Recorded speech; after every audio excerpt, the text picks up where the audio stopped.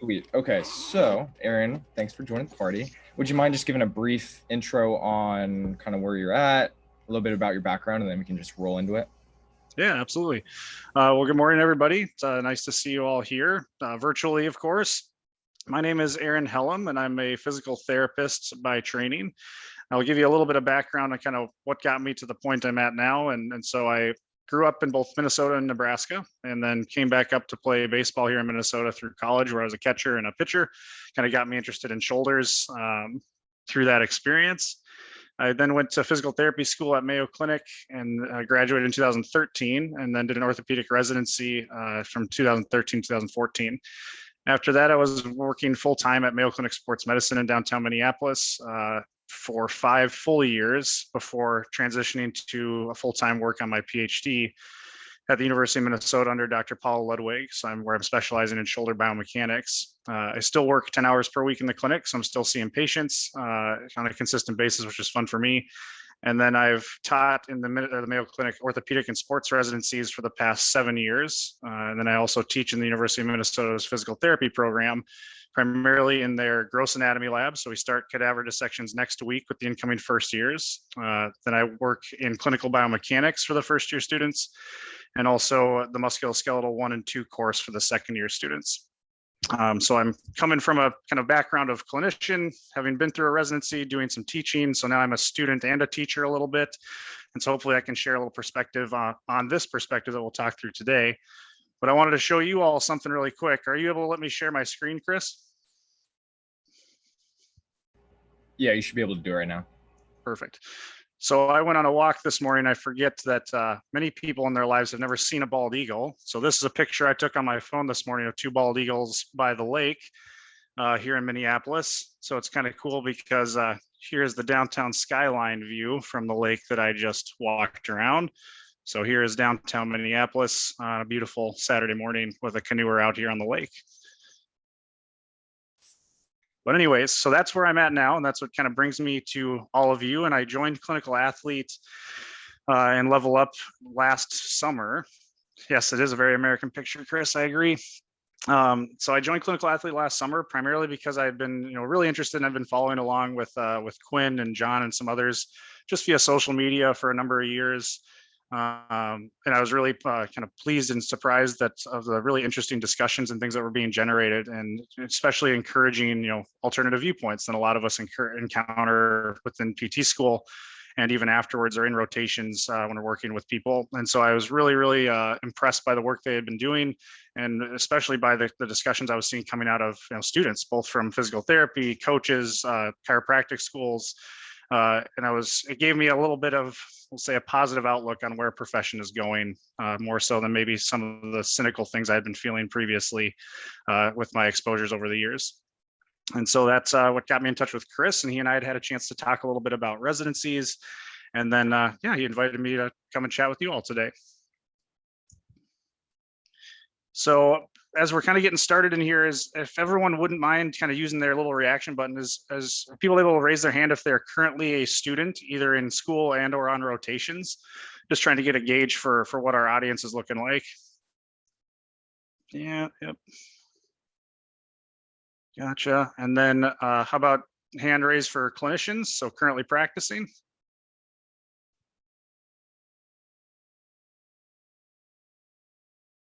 Gotcha. Okay, good. We got about roughly half and half. Perfect. And again, hopefully I'm not sharing anything that's too crazy off the wall or new to many of you, especially reading through the discussions and things that this paper generated when Paul was on talking to you all. I think this will hopefully match up with that well. So I guess, stress out. Chris mentioned maybe me having to touch on the viewpoint a little bit here. I know that many of you have probably read this, and then others have maybe even attended that talk with Dr. Salam when he came and spoke about the paper as well.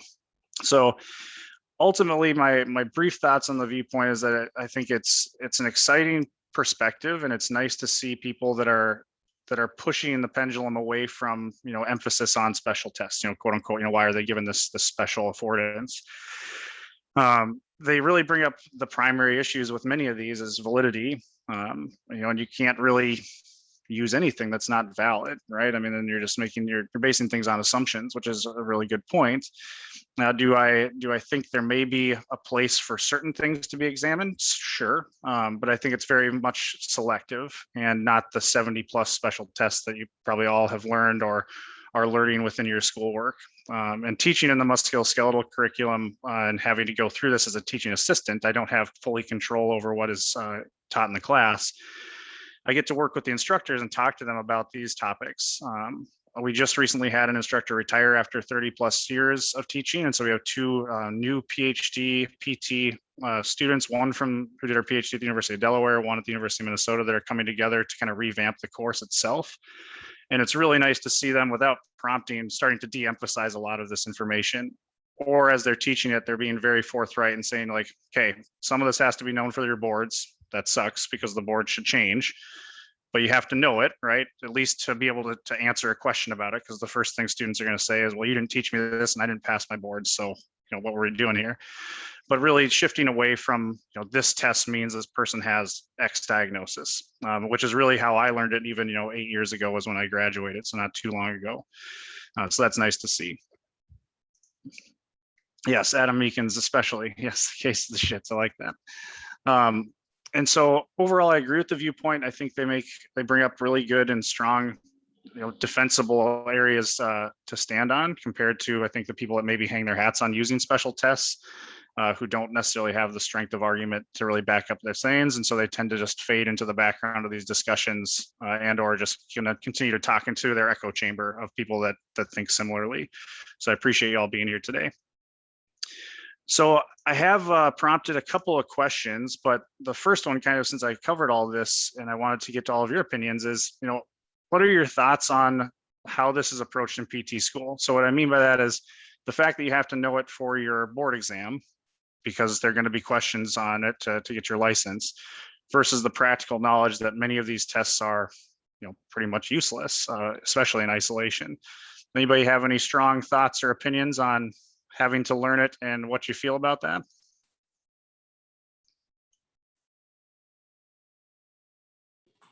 I felt some confusion in trying, so I'm a second year student, and I came into school understanding that a lot of the special tests we were being taught are not accurate or valid. And so I kind of brushed a lot of them to the side. And so now I'm in the situation where I'm about to go into clinic, and I'm hoping that, I didn't shortchange myself with some of that, but I'm trying to figure out, like, what are the valid tests, like, how I can parse through some of the ones that are more useful and not. Yeah, no, I think great thoughts. And, ultimately, I think we've got to break ourselves away from the illusion that we're going to be able to isolate what is causing someone's pain. And that's really what these special tests are trying to do, right? Is identify a structure. I think at best we can identify contractile, like, is it involving something that's contracting a muscle tendon unit or not? That's probably, in the most basic sense, what we can determine using special tests.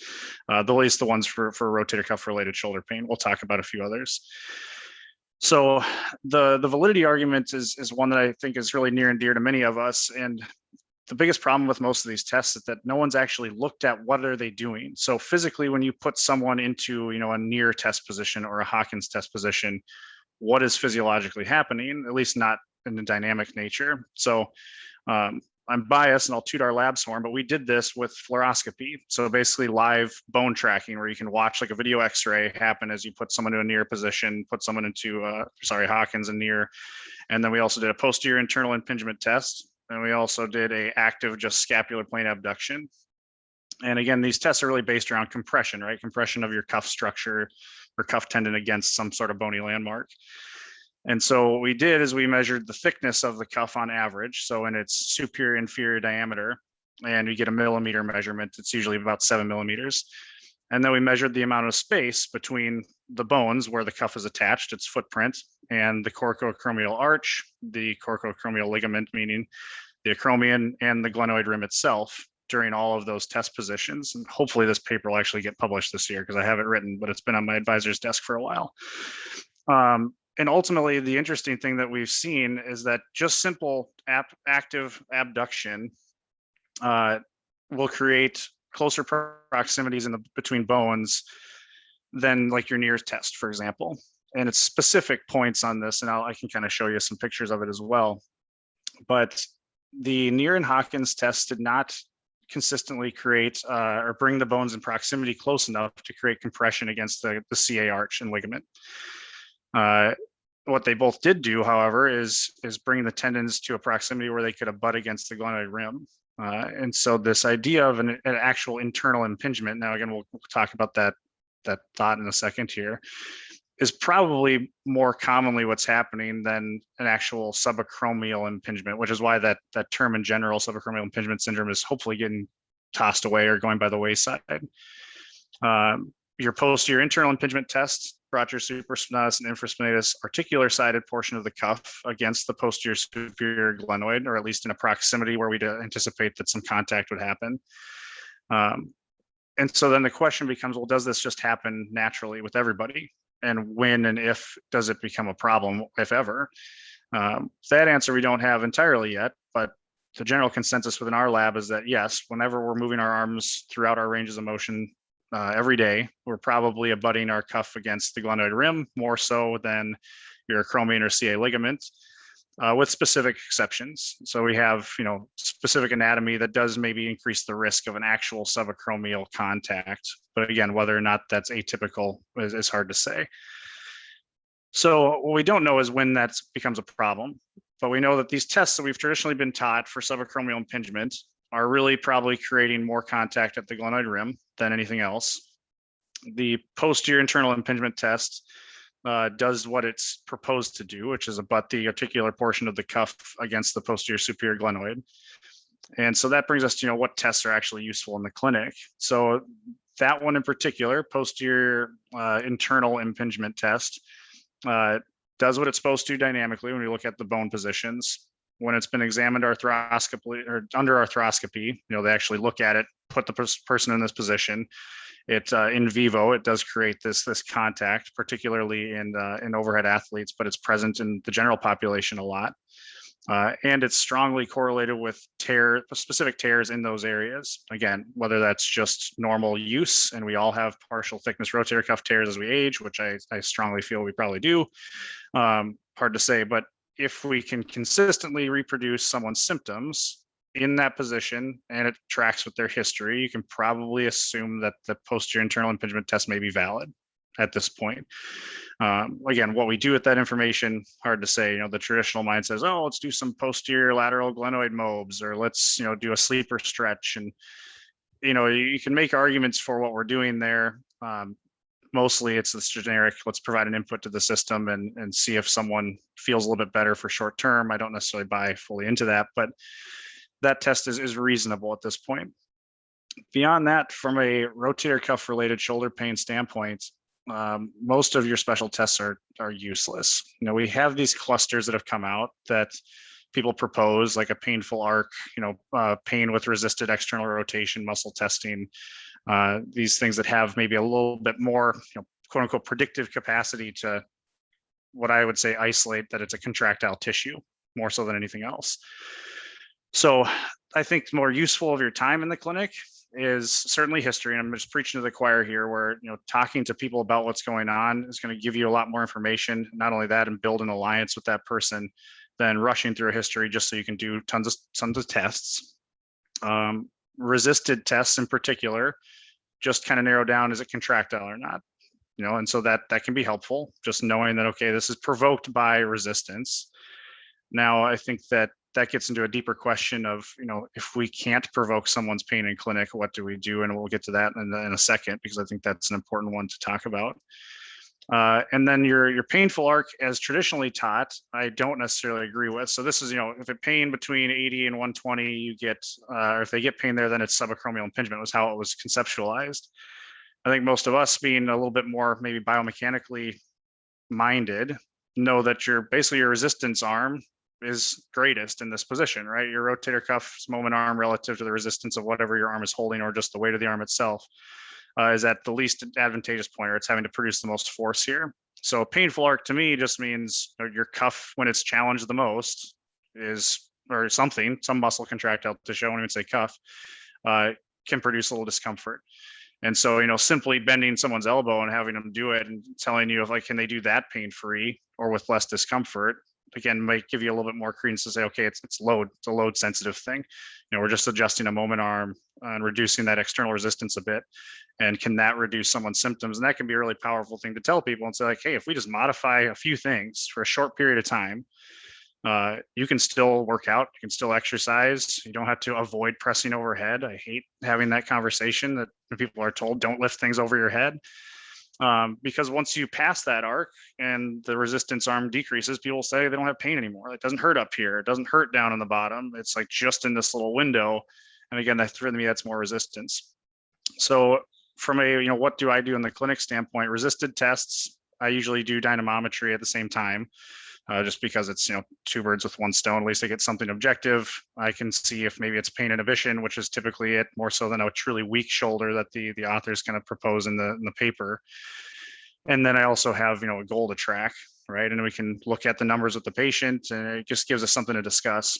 So I do active range of motion, I do resisted testing, and I might do, depending on the subject or the patient, if it's an overhead athlete, I may do a specific like posterior internal impingement test, which is also an apprehension test. And that apprehension test is one of the few, if not only, special tests that has prospectively been studied as a risk factor for shoulder instability, but that's not rotator cuff related shoulder pain. So, take that for what it is. The only other thing I would really pay attention to from a quote unquote special test standpoint is, can they lift their arm, right? Like your traditional drop arm test, like if someone truly cannot hold their arm up against gravity, that's going to be important to me.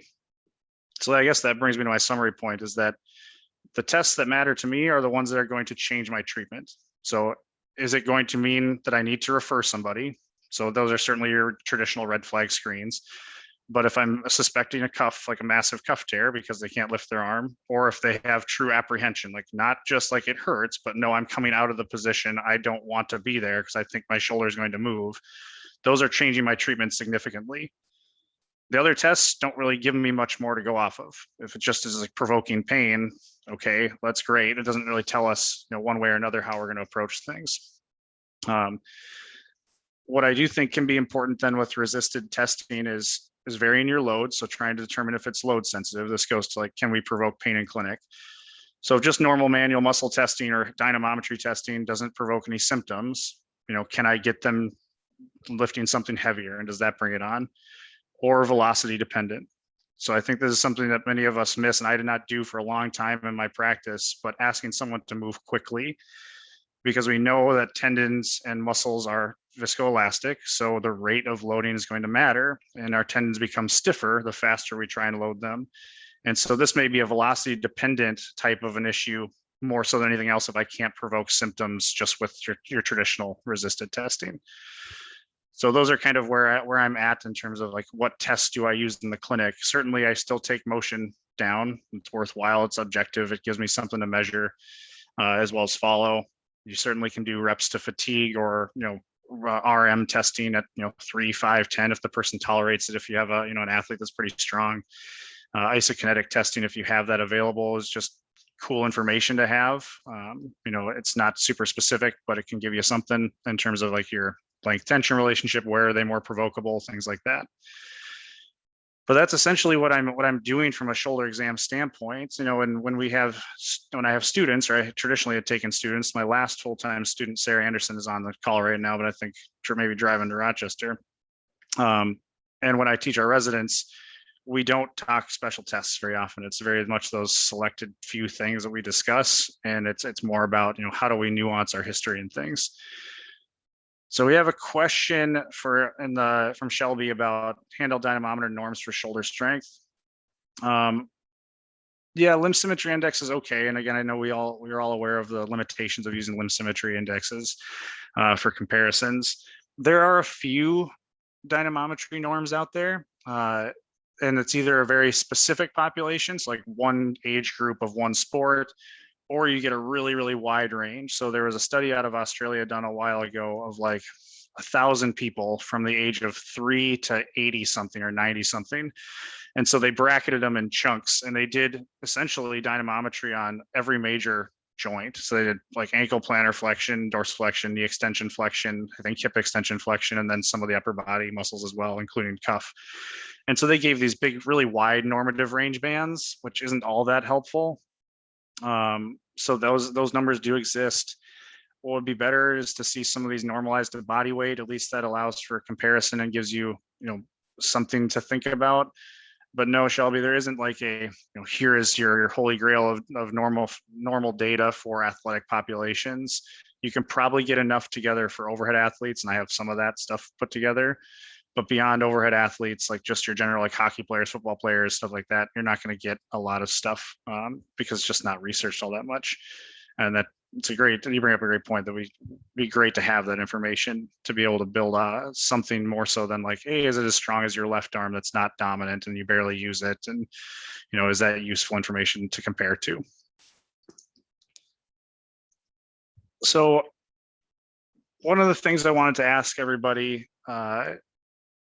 is kind of related to what I've gone through a little bit now, and that's if you are not able to provoke someone's pain in the clinic, for those of you that have done a clinical exam, is that an issue for you?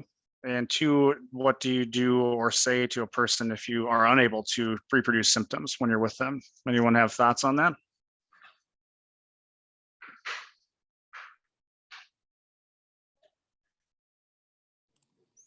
I don't have thoughts on that specifically, but if you flip the question around, can you rely on that to kind of give you a referral out or a reason to refer out? Because if you can reproduce their pain, does that exclusively mean that it's mechanical, that we can do something for it? Like, I'm sure there are some sinister pathologies that we can still reproduce pain, that we could kind of trick ourselves in thinking that this is normal when it's actually pathology.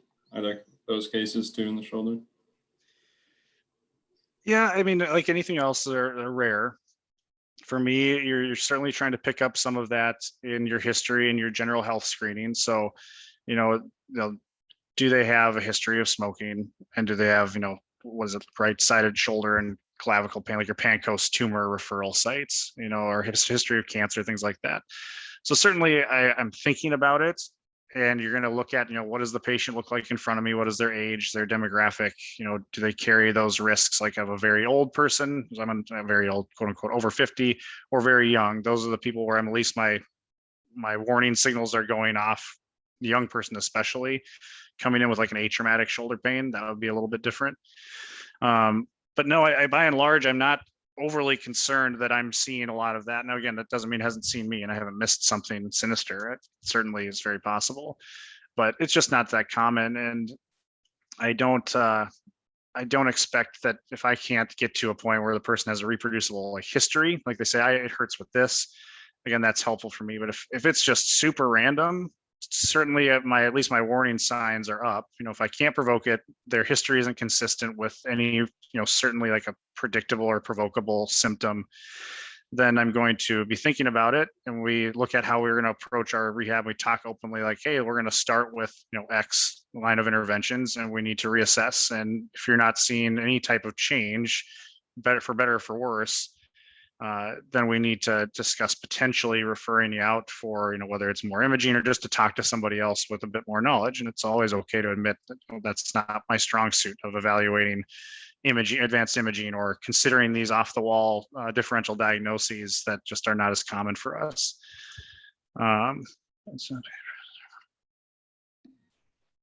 Yeah, going off what Derek, go ahead, Shelby. I was just going to say, going off of what Derek said, I think about sometimes there are throwers that they feel fine with low velocity, relatively low load loading in clinic, and their symptoms don't come on until they're throwing at their higher speeds. Mm-hmm. Yeah, and so I guess for me, if you don't have a net or anything to throw against, then yeah, you wouldn't be able to have them throw in the clinic. But I'll flip this on to you and Derek. If you do have that throwing athlete, so you can't provoke pain unless they're throwing, what might you do to try and be a bit more specific with what's going on? Are there any questions or things you might ask that individual to try and get more information about it. Sorry, I have 2 dogs wrestling next to me. So It's okay. It looks fun. the blast. Yeah, I think I tend to try to ask if there's a certain like pitch count that they tend to hit before symptoms come on. Is this like a fatigue issue, or is it kind of just immediately once they get up to their intensity that things kind of start falling apart? Great. I think those are great questions to ask. Derek, anything additional that you might ask a throwing athlete that you can't get pain to be reproduced? Yeah, I mean, I agree with Shelby with her questions. Maybe beneficial to ask, like maybe what part of the throwing motion, if they notice where the pain is produced. I mean, I know there's a lot going on, so they may not be able to pinpoint like what part of the throwing motion is painful, but or if there's other contributors that they may notice that if they didn't get enough sleep or increased stress, if that like adds to some of the shoulder pain, and if things change kind of in their environment, things like that. Yeah, for sure. I think making sure we address or at least talk about external factors is very helpful. But you hit the biggest one I was thinking of, in addition to Shelby's, about pitch count and how far into a game it might come on, is the win. So, and I emphasize this, or at least I try to. Maybe Sarah could argue against this, but of really digging into asking athletes when during the particular activity something is bothersome. Because at least if we have a visual picture of what's happening when throwing, we know generally what is the arm supposed to be doing, what is the trunk supposed to be doing. It's moving into these general positions, right? And if someone's having pain when they release a ball, as opposed to when they're in late cocking, that might tell us very different things, because we can surmise what generally muscle groups are doing in those positions. Transitioning from late cocking, we're going to have a combination of eccentric to quick concentric contractions, versus after ball release, largely a deceleration, an eccentric type of contraction for a large amount of muscle groups in the backside of the arm and shoulder. So that can be really helpful information. And I would really, really push the athlete not to say like, you have to tell me when it hurts, but I want you to think about it, and we're going to have you go throw. Like, yes, I know throwing provokes your symptoms, but we need to find out a little bit more information here. Because if it's just generally hurts whenever I throw, that doesn't give me a whole lot. But the win can at least start to direct our treatment a bit more. And then it'll tell you, how do I start approaching that athlete? Do I work on controlling that kind of idea of a stretch shortening cycle, or transitioning from eccentric to concentric contraction? Do I work on just heavy eccentric at slow speeds to start, and then ramp up velocity as those loads go down? As we're manipulating those variables to try and drive some sort of adaptation at the tissue level, despite what we may or may not see, with imaging, things like that. The other one, I think, and maybe this, I don't know if this is where you're going with that question, Derek, is like a really, really, really heavy lifting athlete. Like, it doesn't bother me until I'm benching 405. Like, people will say that. And if you don't have the ability to test that in the clinic, that makes things a little tough. Again, trying to get the idea of when is it pressing from the bottom, or is it as I start to lower? Those things can at least give you a phase-based idea of what's happening and where the demands might be on the shoulder. But those are tough. And, that's, I think, a common question people have is like, oh, I have a bodybuilder with tendinopathy. What do I do with this person? They can shoulder press every weight we have in our gym plus me, and that still doesn't provoke their symptoms. And I guess my quick and easy argument is, well, load them differently, like force them into a tempo, of some sort, manipulate velocity, because you can't manipulate load a whole lot, at least not enough to challenge them. Do something that's going to change the stress to the tendon muscle, the complex, and see if we can get an adaptive change, some sort of difference in their symptoms over time. But those are tough cases. And then the person says like, oh, you're going to have me lift, 35 pounds for my one arm overhead, tricep extension. Like, I do that with 60s. And they're like, I know, I understand that you're super strong. I get it. But we can still try and manipulate something. We got to do something here that to trial. But those are tough cases. And I think you bring up some really good points there. Other questions on some of the stuff we've talked through so far? I have additional questions I want to prompt and ask to people. But I want to make sure I open things up for open discussion as well, whether it's thoughts on this viewpoint paper or otherwise. I have a question, Aaron, about the like impingement thought Yeah. process and conversation. So if a patient comes in and like they keep telling you they feel like their shoulder, they feel like pinching, or they've been told that like they're impinging with, and that's why they're having shoulder pain, how do you normally navigate that conversation? Yeah, so different if they're telling me they're feeling a pinch or something versus if they were told one thing or another. Um, the structural impingement does happen. Like it does happen in some people. It's just not everybody. At least it's not the only cause of shoulder symptoms, which is what we kind of originally was postulated, that everyone's gained subacromial impingement that has shoulder related pain or cuff related pain. So if we have any imaging available, certainly that can be helpful. Like there are higher instances of painful, actual subacromial contact and superficial or versal sided cuff tears and like hooked acromion and significant spurring, things that will actually decrease the physical space. So that might be something worthwhile at least looking at. Doesn't mean I'm going to talk to the patient about it because we can't change that, right? Like there's nothing we can physically do to adjust and change bony prominences that have developed over time. But I might look at it and see like, okay, are they actually getting any type of potential mechanical compression? And if that's the case, I think it's helpful to have the conversation of when does that actually happen? Like true subacromial impingement happens most often in lower arcs, like 30 to 60 degrees of arm elevation. And so actually training someone out of those positions and higher might be a successful way to approach that, and then working them back down. If someone is told they have impingement and it's physical contact of the bone on the tendon, that's an easier conversation for me to have because I have a lot of background in studying this. And I can say with confidence, like it doesn't happen up here. Like it physically doesn't happen. Your humeral head and cuff footprint has rotated posterior to your subacromial space. It can't physically contact unless someone's trying to do some really weird stuff with rotating their humerus internally and forward and wrapping it up. And even then the contact point is pretty minimal. And so if they're having pain up overhead, I can be pretty confident saying that's not where this phenomena occurs. It happens in arcs down by the arm, and that's by looking at actual bone positions. And I try to give confidence in saying that, people with shoulder pain get better. And if you had impingement, truly bone on tendon contact, and that was happening when you're using your arm, it wouldn't improve, right? Like if it's always contacting and that's the cause of your symptoms, there's no reason you should have better days. There's no reason you should feel good with certain things because it's always going on.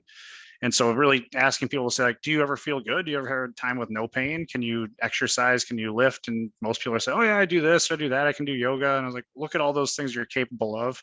If this was truly the root cause and it was happening in overhead positions like you were told, you couldn't be in a down dog without a bunch of pain, right? But yet here you are doing these phenomenal things and headstands and whatnot.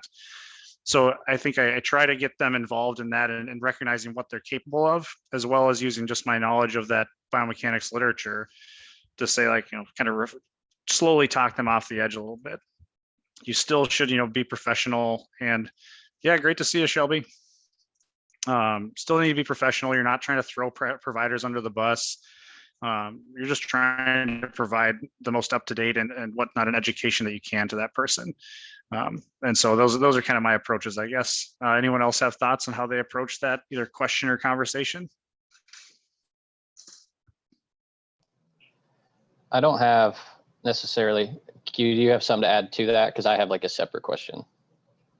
Oh, I just sometimes like I'll tell folks, oh, I'm glad somebody told you. We actually all impinge to some degree. Like those bones come closer together. So it's probably not a bone thing, and it's probably not the bone being a problem pinching on the tendon, but it's probably more the tendon and just kind of the capacity it has. Let's work on that. I guess that not to be like dismissive, but just kind of in the sense of like, yeah, well, we all kind of impinge all over our bodies. Bones come closer together at small spaces. It's not a huge problem, and it probably isn't the thing causing, I don't know, the issue. I mean, how bad or good is that commentary? I don't know. Yeah, I think it's just a matter of having that conversation tactfully, right? Like you don't want to make the person feel attacked, right? Which you're not doing at all, Q. I think that's a great way to approach it. You don't want to undercut their confidence in their provider, whether that's their primary care that they've been seeing for years, or it's the sports medicine provider in your own clinic that referred them to you. That may be a separate issue that you need to have a conversation with that provider to talk them through what's going on. But no, I think that's very reasonable. And again, like you said, this contact, some sort of impingement most likely happens in everybody, if we're truly saying tendon on bone contact. And so if I show them pictures, sometimes I'll use this to emphasize the point. I'll show this one. I have like a mini slide deck for if I really need to. That's the teacher and me PowerPoints death by PowerPoint, even to patients. So sometimes I'll show them this because this is what we were all taught, or many of us were taught in school. If I zoom in, maybe make it a little easier to see. But this is what we see from a research standpoint. If impingement happens, so if we're saying it does happen, these are the ranges it occurs. Subacromial is low. Painful arc would be what we consider that mechanical advantage piece, so cuff like contractile, and then glenohumeral joint is high. And so this, if we think it's happening, this is what it might occur. The other picture I show them is this one, because these are all the things proposed to contribute to rotator cuff related shoulder pain, intrinsic, extrinsic, or otherwise. And I tell them, of all these things, there are only a few that we try to actively address in therapy, and it tends to be like either these kinematic things, and really muscle performance is ultimately what I would say I'm trying to affect the most, because we don't know if we can really change anything about capsule length or extensibility or this posture mobility stuff. But I say, there's a lot that could be contributing, but we can only really affect a small amount. We certainly can address their lifestyle factors or talk to them about it, but all these other things we can indirectly affect. So tendon biology, mechanical properties, this is what you're getting at with your loading piece, is that by working on muscle performance, we're trying to address this whole big sweeping section of stuff down here, because those things can be changed and altered through various loading paradigms. And I think I use that to just, kind of build, not genetics. Sorry, I shouldn't have circled that one. But that's what we're trying to address with therapy in my mind, is trying to drive some of these tissue level adaptations that we can't really assess. Like, we don't know if we're really doing it right. All we get is the symptom response. Like, how is the person feeling? Can they tolerate more? Can they do more with less pain or less limitation? But in my mind, that's what I'm thinking. Okay, I want to try to get these things to be altered based on what I'm programming or what I'm giving to that particular patient. But I think you make a really good point. In the conversations, it develops and it's nuanced and it changes, whether you have a 14-year-old volleyball player in front of you or a 76-year-old golfer, and they're both having similar types of shoulder complaints. Because you might be more or less blunt with some of those people, or if you've known a patient before, you may be more willing to kind of say things what might seem a bit more dismissive, because you built that relationship and you set yourself up for having that conversation pretty succinctly. And others, it's a multi-visit conversation where you're slowly trying to change perceptions and improve their outlook on things. And we all know that happens, just depends on the person.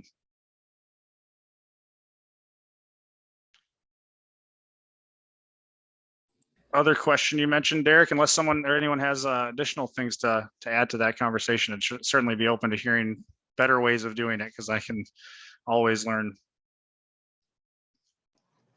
Yeah, my question was more, after you've addressed these things and you've had these conversations with people, there are going to be cases where they just don't respond well to these types of treatments, to the conversations. And, you've given them an extensive period of time to, maybe change load, change some of the external factors like stress, sleep, things like that. And it seems like maybe we're not making the progress that we would like or that they would like. At what point would you recommend maybe other routes of treatment, or what type of conversation would you be having at that point where maybe they're thinking that this isn't the route that's working for them, and like surgery or injections would be another route to take, or a potential route, and you're thinking, well, maybe we just need more time, or that's still not the appropriate thing that we should be doing? Yeah, no, it's a great question. It's something you're going to be confronted with, or we all are in clinical practice all the time. So first, I guess I try to dive into your, sufficient amount of time question. So the authors propose this, and this is by and large from lower extremity tendinopathy literature, but I think it's been generalized reasonably so. 3 months being a minimum period of time to work on your loading program, right, or your progressive resistance program. So I have that conversation right away as like, a minimum, can you give me a minimum of 3 months before we decide that things are not moving the way we want? Now, if someone spikes and has really severe pains, I'm like, of course, I'm going to be happy to talk with them or refer them earlier. But that sufficient a period of time is really key, because we know that these things do not happen overnight. The adaptation we're trying to drive and trying to alter and change. That conversation might be even longer, or I might say more time, if that person's coming in with a 3-year history of the same type of shoulder pain and they're just starting to address it now. What I say is, we want to see improvement. And I very specifically say, like, improvement does not mean that your symptoms necessarily are better, like your pain level. It could be that you're doing more with the same exact level of pain you have now. That's an improvement. It could be that your pain improves, but it's not always tied to that. I don't want people to think that improvement only means I'm feeling better from a pain standpoint. So I might say I would like really 3 months minimum, but even longer might be worthwhile. So I have that conversation early. And if things are not progressing and the person is, I look internally and say, like, am I loading them enough? Am I doing things? If I anchored their exercises based on an RPE level, or some sort of a fatigue standpoint, or am I basing it off an objective measure? Am I just throwing 3 sets of 10 at the wall? So I look internally at my own things. What have I had them working on? Is it enough? Is it specific to what they're asking for? And then I want to make sure that I'm looking and talking with them and they're being candid with me. Have they been doing things, at least once or twice a week? If we think about just our general resistance training programs, at minimum to maintain or even see some adaptation in terms of strength or force production, like once a week working at a heavy loads or heavy RPE is required. And if they're answering yes, and they're honest with, yep, I've been trying to do better with sleep, I'm hydrating, I'm drinking a little bit less, or I'm eating less processed foods, whatever it might be, that those small changes that we're trying to enact with their general exercise and healthy living programs, then I'm certainly happy to refer them or talk about these other options. And of course, it's not our scope to offer those treatments, but I say, like, here is your spectrum of care. You have what you're doing now, which is most conservative. Really, it's just exercise based. We're doing physical therapy with an active approach. Then you have, your diagnostic and or therapeutic injections. So whether that's a lidocaine, like a, pain provoking or reducing injection, versus an actual corticosteroid. And we have those options that are mainly aiming to improve your symptoms to allow you to come back to this and be more active and continue that active approach. And then you get into, less researched interventions like, PRP and bone marrow aspirate and things like that just don't have a ton of robust evidence behind them. And I mentioned that, and I feel very comfortable having that conversation, as we have a lot of sports med physiatrists that are very, very skilled and have been doing research on this for a long time. And so I feel blessed to have had those people to educate me on how to have this conversation of what can people expect from, a PRP to the shoulder or the knee, and, what does evidence really say about effectiveness or what this is doing. And I said, of course, and then over here you have surgery, and then that can be any number of things, from a rotator cuff repair to debridements to these acromioplasties and things that don't really have much support. And I said, all of those options don't go away. Like, they're still there for you at any given time, and I can be an advocate for you and help you get to those next steps if needed. And I really let people then kind of make that decision. And I think it's surprising how many, even after 3 months, are like, I'll keep working, I'll try it a little bit longer.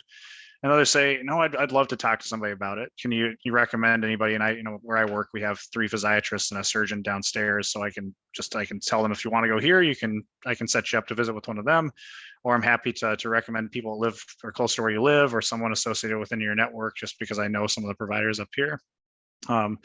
But just being open and honest about what they can expect from those treatments is important, because most people are like, oh, it's for pain. It doesn't really, do anything it doesn't fix the issue. Shy of surgery, there's no mechanical things that we're doing that are going to fix anything. I think that they're more and more open just continuing with that conservative management, unless pain levels are just really, really high or so debilitating they can't do the things they truly want to do. In which case, again, just being an advocate and being collaborative with them and saying, I'm happy to help you talk to those people and at least get more information can always be helpful.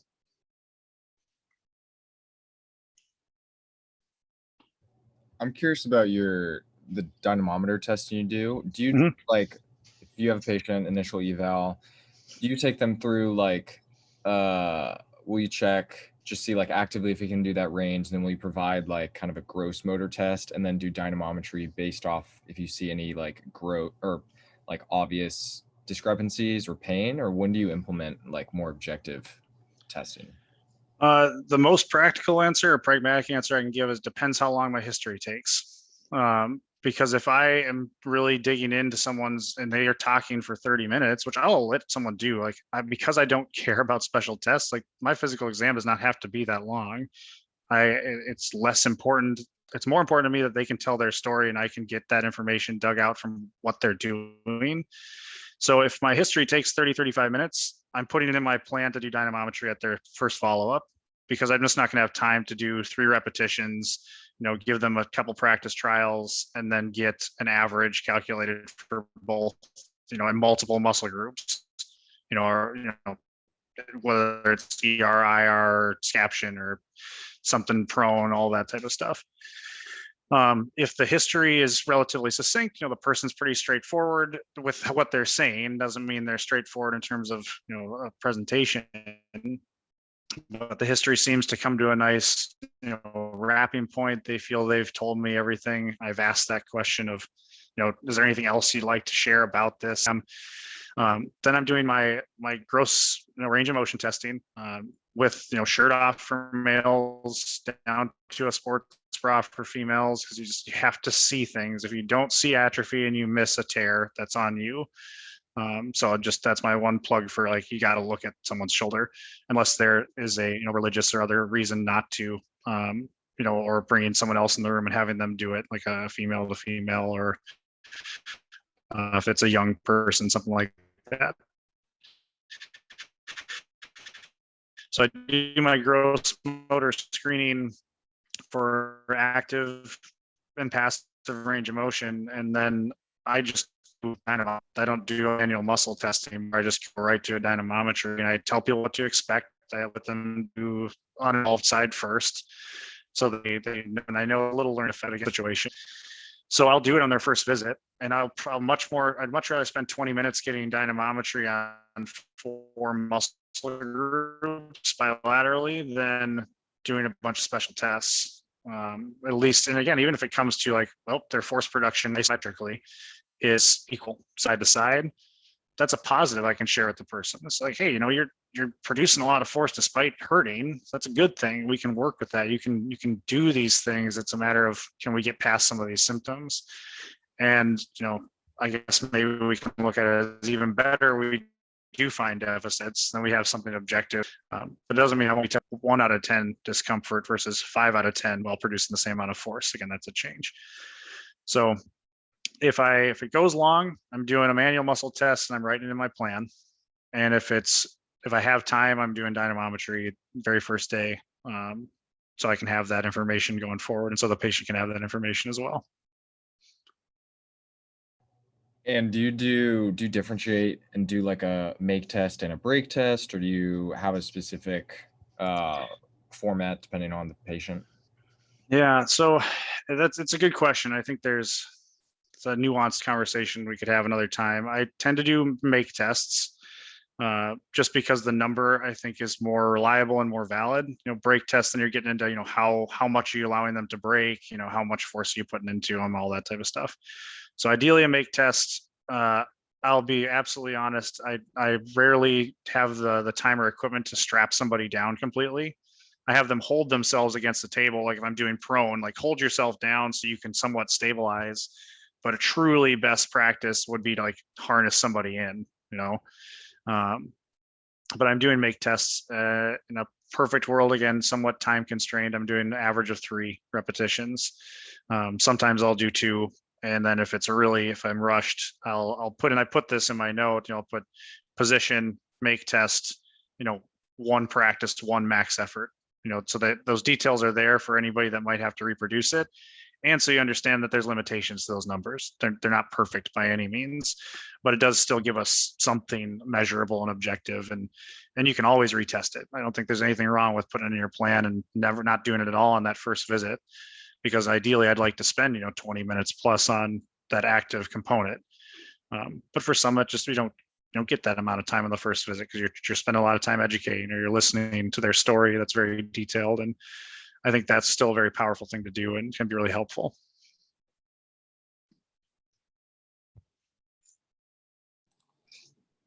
So when someone comes in with shoulder pain, do you try and you like rule out full thickness cuff tears or anything like that? Do you try to differentiate through the history what it could be, what anatomy could be causing the problem? Because you think about like the 3-month trial of care that you mentioned, that's based on lower limb tendinopathy literature. So are you just kind of assuming that it's a tendinopathy and that anything not a tendinopathy will improve quicker than that because they tend to take longer? Like, what's your prognosis that you let people know because you're not sure what tissue? Yeah, that's a great question and a hard one to answer, certainly. And prognosis is inevitably the hardest thing for all of us. But people want to say it's only hard when you're a student because you haven't seen enough of this. That's bullshit. It's hard for me having practiced for 8 years and seeing 70% shoulder pain or shoulder patients every day because people are so unpredictable, right? And that's one of the things I really appreciate about the CalU group is they talk about people are individuals, right? And the individual is going to respond individually. Like you cannot generalize to one person in front of you from a large group of data. So my shortest answer to them is, it really will depend on their history. So how long have they been dealing with it? So someone that has, first time acute onset of shoulder pain with what seems to be a fairly specific cause, I'm probably gonna have a fairly positive prognosis for that person that, by 3 months, you should be seeing some pretty significant changes in this. Those are easy, right? It's like an acute injury. They just sometimes get better despite what we do, more so than anything else. Longer term, like if someone's coming in and I have multiple year history of shoulder pain, so we should see improvement. And improvement, again, doesn't just mean pain, but improvement by that 3-month mark. If someone's not changing, like if they're not changing or certainly getting worse, either I'm not doing my job, and I think that's the BS answer, to be honest with you, or they're just not responding to whatever we're particularly offering at that point. And so when we have them talk to someone else, whether that's their provider or we re-engage and we re-examine and we say, let's take a different approach. But I still do use the 3-month mark is that we should see some sort of change. And that at least can tell us a bit more of like, do we keep them on this trajectory or do we start to alter our pathway a bit? If someone's coming in and what I believe is a non-contractile issue, so either a true adhesive capsulitis or glenohumeral arthritis, those are really the two main non-contractile issues that we're going to deal with or see on a regular basis. That's a very different conversation. Adhesive capsulitis, we know from the literature, is not much. We still don't really know why some of this stuff develops, and we have some theories about how it works and things. But the prognosis for that, depending on what you read, 2+ years, right? Until return to a somewhat normal, roughly 90+% level of function compared to their uninvolved side. And more likely to recur, happens in certain populations, certain conditions, diabetes, hyperthyroid issues, things like that. So those conversations are different. And I'm very much like, okay, if it's a true, adhesive capsulitis patient, I say like, we're going to meet now. We're going to talk through a lot of education. I give them the clinical practice guideline, usually not the APTA one, just because I had to write one for residency at Mayo. So I'm staunchly still giving out my practice guideline that I wrote, and has since been revised by smarter residents than me. So I educate a lot, and then we do very much an intermittent recheck. And I say, like, who knows? You might feel great in 3 months. You might feel worse than you do today. It's hard to say. If they haven't had an intra-articular injection and they're dealing with a lot of pain, I'm definitely sending them because that does have support for improving symptoms, and even repeating them a second time. can be really helpful. Again, it's a symptom manager, and you just got to be open with the person. It's not going to make your shoulder move all of a sudden through full range, and you're going to have no pain. So I definitely am more aggressive in that case. With glenohumeral arthritis, again, it's talking, and if we truly think, passive motion hurts, whenever you get your first advanced glenohumeral OA, you can feel like literally a ratcheting, like something's like, it's disconcerting to move someone's arm, and the person's like, yeah, that hurts a lot. So these tend to be older people or having had a traumatic injury of some sort. It's very much a management thing. We're talking about, okay, what are we going to try to do to maximize quality of life and minimize symptoms? And still doesn't mean people, I try to put a positive spin on it. Like, people can do very well with a pretty severely arthritic joint, just like we see in other areas of the body. It's not as consistent in the upper extremity. The shoulder does not do that great when you have advanced OA. So it's those cases are much more management and education related, and like, what can we do to try and maximize what you do have? But the shortest answer, Logan, is like the 3-month mark I use is just a benchmark to see where people are at, to say, do we stick with this track, or do we start to alter treatment?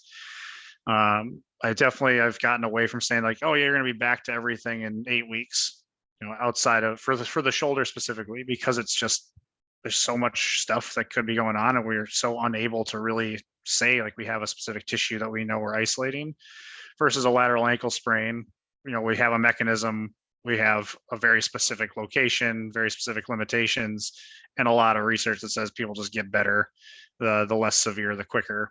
2 to 8 weeks roughly for an inversion sprain. Like, those are pretty straightforward numbers that you can be fairly confident in, and don't be afraid to say that when you do have a very direct and seemingly kind of slam dunkish diagnosis. The shoulders, that just doesn't exist. Unfortunately, I wish it did. Okay, so it's helpful. Do you have to put a diagnosis down in your plan, like when you bill insurance? If it's somewhere in this rotator cuff related shoulder pain umbrella, do you just do you have a hunch about what it is and you put it down, or do you just like throw something in there to satisfy the insurance claim? So clarify that for me a little bit. Like, when I bill, my charges are just attached to my note. We have Epic as our documentation system.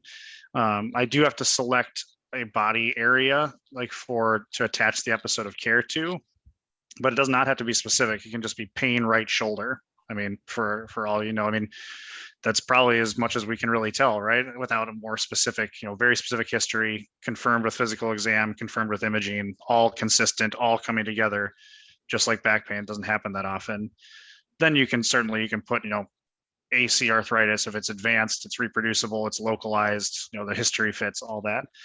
But no, for me, I don't have to.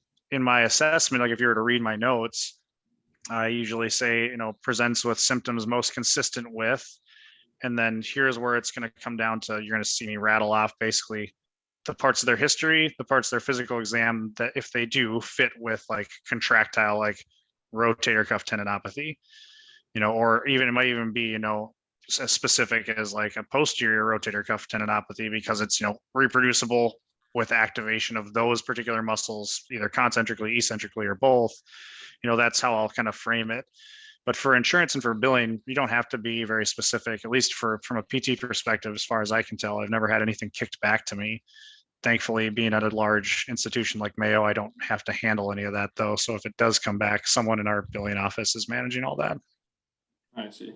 And so I'm a chiro student, but in our billing and doc class right now, we're recommended to bill as specifically as we can, because we'll get more visits paid for. So if we just bill for shoulder pain, then they're assuming that pain will be able to go away within a few visits. Whereas if you bill for like glenohumeral OA, the insurance understands that that's going to be a longer treatment plan, and so that you can get paid for more of that.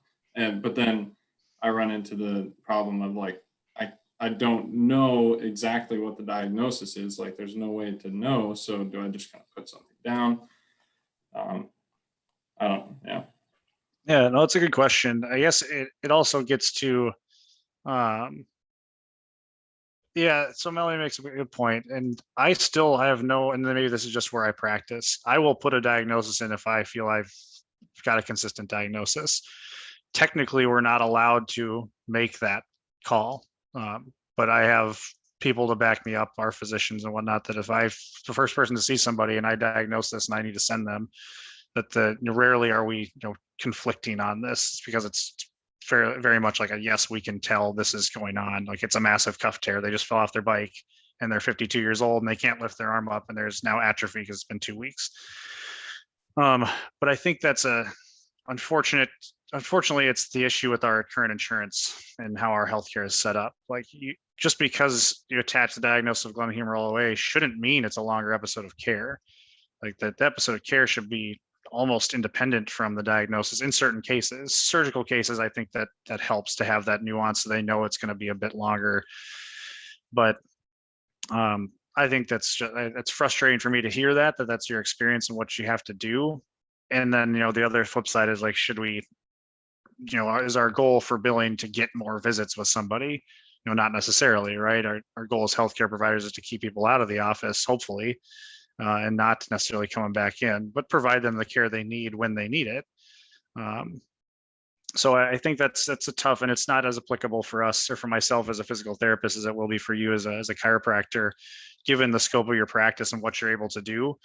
So I think it'd be worthwhile talking to somebody that's, either in private practice from a chiropractic perspective to see, kind of what are their thoughts. And I would be just very cautious about anyone that's saying, I'm just giving these specific diagnoses because I know I'm getting more visits covered. I would try to make sure you dig into it, not in an attacking way, but find out, okay, like what is driving you to pick this? Like, do you have, evidence to support that you're choosing these very specific diagnoses? Or are you truly doing it just because I get 20 visits versus 6 covered by insurance? And, may not ask it quite as direct as that, but that's a conversation I think is worth having. Aaron, going back to the adhesive capsulitis example, and this is a selfish question because I was dealing with a patient or working with a patient who has it. So you'll like initial eval once you're pretty confident that that's what's going on or it's been diagnosed by a physician and you've provided your CPG education. Are you not doing any follow-ups in the near future? Like because of how long it may take? What's that look like? Yeah, I give the same kind of, I guess we'll call it a spiel to every patient that comes in front of me. And it is changed a little bit in like this diagnosis case, but I basically lay out like physical therapy can be approached in a lot of different ways and people are successful with all of them. There is no evidence to suggest a certain course of PT is more successful than others, meaning like frequency, all that stuff. So I say, we could talk today. You take down my email and you let me know if and when you want to come back in. I say we can work together today, set up a scheduled recheck 2, 4, 6, 8 weeks down the road, see where things are at. We reassess, we modify as needed, or it can be a bit more regular. And for some people, that's once a week, some it's once a month, or everywhere in between. And I say, but none of those paths is mutually exclusive. You can pick one and say, hey, this really is working. I love it. Stick with it. Or, you might start once a week and you're like, I don't need to come in once a week, or because we're talking every time they're in, like, how are you doing? Do you feel comfortable with what you're managing with all that? We can switch to like, let's do an open-ended schedule recheck when you want. So I tell every person that comes in that they have those options and we can move back and forth between them, because I think that's a powerful way to engage them in deciding how do you want to approach your care. For adhesive capsulitis, because we know the course is pretty variable and can be prolonged, this is where I tend to provide them more of those first 2 options, like either open-ended, you tell me when you want to come back in, or let's set up a recheck in 1 to 3 months, because there is no support for us bringing that person in over and over again when we know that change is probably going to be minimal. But I am very open about that. And doesn't mean if someone still says, I'd really love to come in once a week for a few visits, I'm okay with that. It's not maybe my personal choice, but kind of at some point you have to set your bias aside and say, like, if the patient does deserve to be engaged in this conversation and have some say. But I'm also very clear, like, this is not come in so I can mob your joint and stretch you out. Like, that just doesn't work. Of course, if someone's miserable, like they're coming in, they're, in tears in your office, 8 out of 10 pain, I'm happy to do some grade 2 distraction and just talk someone off a ledge. Like, that's okay. It's just being a compassionate human being, right? but you're using that time to really educate on what are you actually doing. Like, I'm not doing anything to your joint, to your capsule. I'm just providing some sort of input that we can get some temporary analgesia from. But no, ideally in an adhesive capsulitis, it's very much a recheck, reassessment. So I bring them back in, we get active, passive range. And for me, I'm still doing dynamometry on these people because I want to make sure I'm not missing out on some sort of muscle deficit, or if someone's really protecting and not doing anything, that they're just losing force production and stress shielding their tendons for when their shoulder does start to come back to a bit more normal state.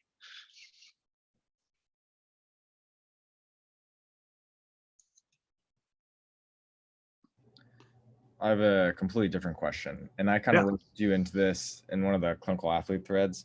What are your thoughts? We could probably keep it to like the overhead athlete example, where potentially, you know, rehab providers or strength and conditioning coaches use a lot of, whether this is if they're injured or this is just for strength and conditioning purposes, like stability-based shoulder exercises like Turkish get-ups, bottoms up kettlebell walks, screwdrivers. Like, do you find any utility in that, or do you think it's such a like vague terminology of stability exercises for the shoulder? Do you prescribe any of those, or like where do you stand on that? Sorry, I want to gather my thoughts a little bit on this. I guess, you know, from an academic discussion, it would just depend on, you know, how are people defining stability? It's just such a difficult conversation. So for me, when I hear that, I'm thinking like joint level translation. Like instability means someone that is translating a lot, which if you want to bring it to your biomechanics, that matters because we're changing muscle moment arms. And if we are constantly in a disadvantaged position, you know, when our muscle moment arms are already, you know, on the level of millimeters, you know, a significant translation could reduce the efficiency of your ability to produce force by, you know, magnitudes, you know, 50%. So that's the stability that I'm thinking of. And what we don't know is if we see this, because it's so hard to actually get this information, you need like, again, biplane fluoroscopy or advanced imaging dynamically. And then we train them with those activities and then reassess and see less translation. That's what's really needed to say like, yes, these help with stability at the joint level to me. Now, if I'm going to provide or have people do those, I might in my mind be thinking about, okay, maybe it is, you know, providing, you know, compression to a joint, you know, eliciting some co-contraction, potentially trying to enhance their ability to control things through range. But I like to use them just because they're hard for people, more so than I'm like, yes, this is a stability exercise. Maybe I'm thinking that, maybe I'm not.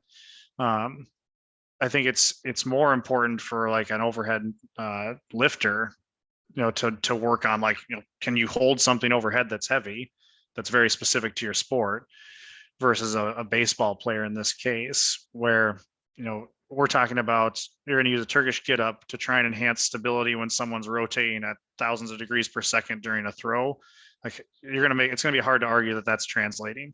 Like it's literally what I mean in this case, translating from your Turkish get up to their baseball performance. So I'd much rather manipulate velocity or position in their baseball, more specifically baseball positions, and have them just work here, you know, whether that's, you know, with bands or plyo balls or whatever, just your hands, you know, smacking them around. Again, whether or not it's stability or stabilizing, I don't know. I think it's just manipulating some forces and in a position that's more specific to their sport. So I use those types of things? Sure. I have people carry heavy things all the time, as much as anything, because I like watching people sweat and work while I get to type away on my computer, and also gives them that positive reinforcement, like, hey, I can carry something heavy even though my shoulder hurts, and this isn't too aggravating. Like that's a very positive message to send. But I'm not promoting that narrative with my patient that, you know, this is a stability exercise, and if you don't do this, your shoulder is not going to be stable, because that's the counter. Like that's what people take away, even if you never say that. That's the unspoken part of that statement. So I'm very cautious about it.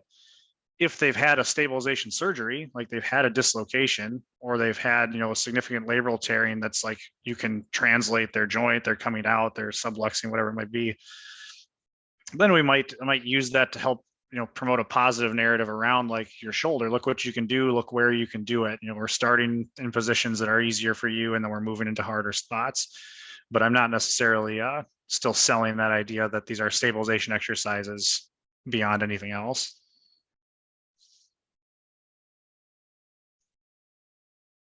Do others have a thought on that? Because that's a really interesting question, and I don't mean to demonize the conversation about joint stability. I just know how hard it is to measure, and so to say we're actually doing it is a bit of a stretch without having more support for those interventions, I guess.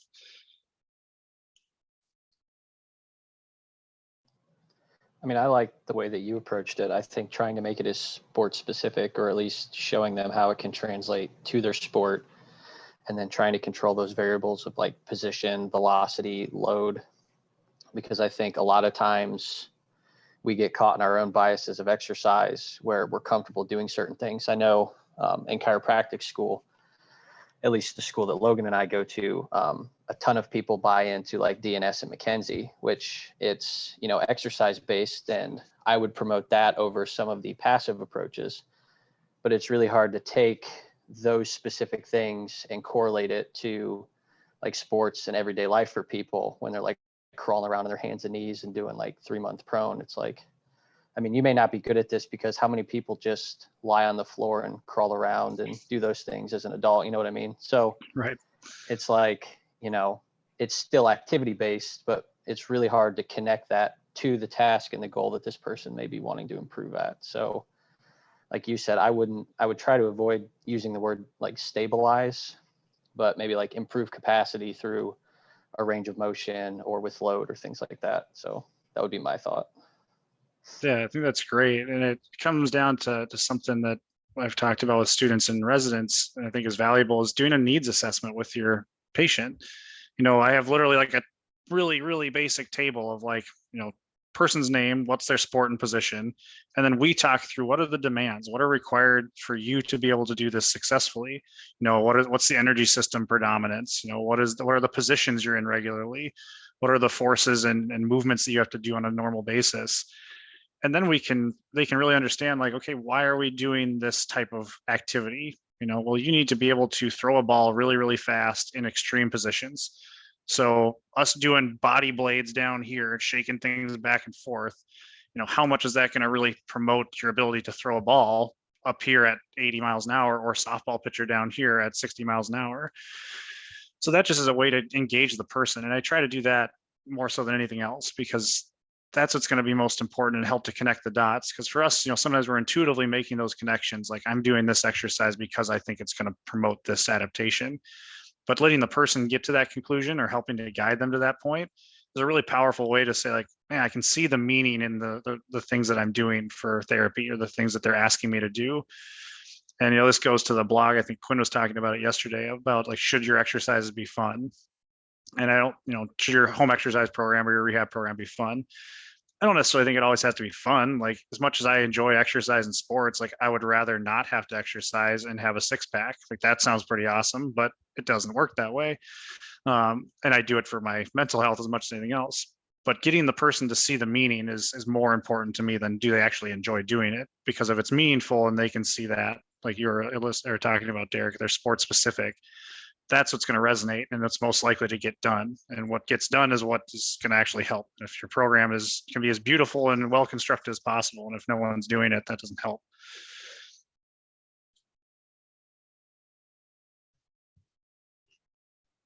Going back a little bit to like talking about the shoulder stability stuff, and like the exercises or whatever, a lot of the things that everybody's been talking about recently, or like at least in this conversation, kind of lends itself to similarities. At least where my head goes is like isometrics in tendinopathy for like lower limb, where, you know, like they can help out in the short term in terms of maybe providing like an active analgesic effect. But in terms of like, that's not really going to do much if that person's like a sprinter or something. Like, you want to make sure that there's like that elastic quality for like your rehab or something like that.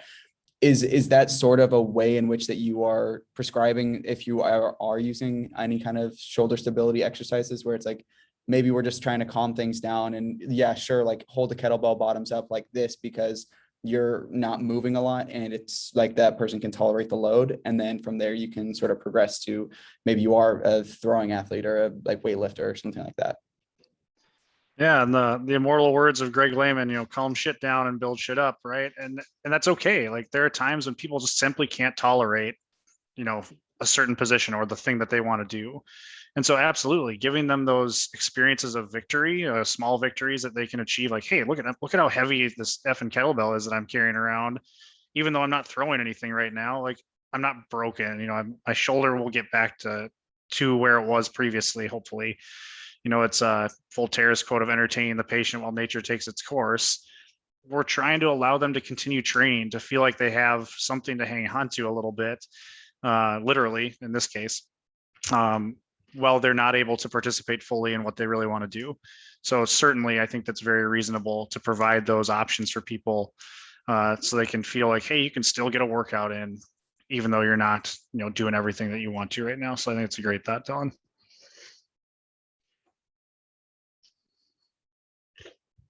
Also, I just forgot that we were recording. Can I swear on this? Yeah, dude, Since do this whatever is you going to want. be available. Now, none of my professors know how to access the school Google Drive. Yeah, worse has been said. Derek Miles has said some wild stuff on these calls, so you're good. Does anyone have any final thoughts or questions? If not, we can begin to wrap up. I have a question about exercise as well. So if you have somebody whose shoulder is extremely pissed off and you just can't seem to do too much activity with them, would you promote doing like other forms of activity to try and build capacity to get to the shoulder? Like with adhesive capsulitis, where maybe you aren't able to do much with the arm, so maybe you do more lower body, or promote like other forms of activity to try and at least keep them engaged, as opposed to, you come in with a shoulder problem, let's focus on the shoulder. I've heard some people talk about like trying to just get them to do anything, and that even that maybe you'll get like a systemic analgesic effect, as opposed to, you came in with said problem, we need to like get you doing exercises to focus on like shoulder movement or elbow or wrist and things like that in the upper extremity. Yeah, that's a really great question. And the short answer is absolutely yes. I think it differs based on, is this person, say a softball pitcher that I know for a fact they can improve performance by never touching their arm. If they're working on lower body force production and rotational power development, they're going to improve performance, and ideally, in an ideal situation, maybe even reduce a little stress on the upper extremity, or be able to produce the same amount of velocity with less overall work, if we were trying to delve into some of the muscle activation piece. So certainly, and I think that's a great way to connect, as long as the person's aware, like, hey, your shoulder's not tolerating much. We're doing this because of, this specific effect maybe we're going for, or the general population, like you're saying. Like I always tell people that if you're doing something active, or tell my students, if the patient is doing something active, you're at least not wrong, right? If you're doing all passive treatment, you're wrong in my mind, and then we'll have a conversation about that. But the systemic and the overall benefits of any activity, whether it's cardiovascular resistance training or hopefully a combination thereof, from a mental health standpoint, from body composition, the systemic effects of muscle being basically a metabolic organ, if they're doing something active and they're staying engaged, I think that's absolutely appropriate and should be done. It should be kind of our standard of care, essentially. Is that the fact that I still bothers me that none of my students have been able to like repeat the American College of Sports Medicine like exercise guidelines, or the American Heart Association's like general exercise guidelines for adults. Like that should be like our day one stuff. Like if someone gets anything from you, like hand them this sheet of paper that lays out what the normal adult should be doing to stay active. You've at least done your job. You've gotten somebody moving. So it's my long-winded answer. The short-winded answer is yes, absolutely.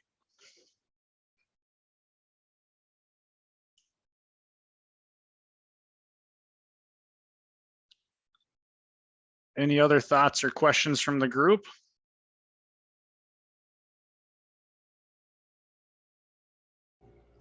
Dope.